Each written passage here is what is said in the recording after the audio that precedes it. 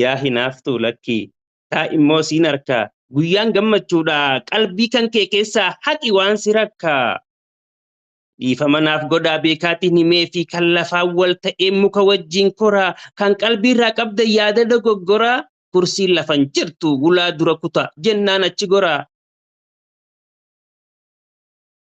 gammachuudhaaf dhufne maali silaa Allahu aaruun Akbar. gammachuudhaaf dhufne maali silaa aaruun ittuma cabsina nuti gara keenyaan kan irraa bareeddu sarraan tana faaruun yaa ustaazii keenya obsa keetiin mootee maashaa allaa sirraa jenne hamzaa haaruun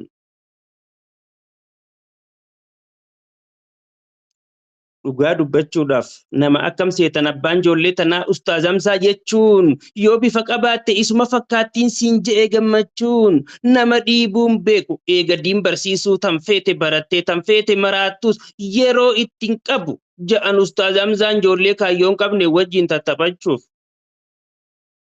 Allahu Akbar. Allahu Akbar. Hamile akan. Allahu Akbar. Dhugaa isaati gaa maal rakkate silaas yoo kun asiin ba'e kaantu achiin dhufaa makiinaa karatti gommaan itti ciise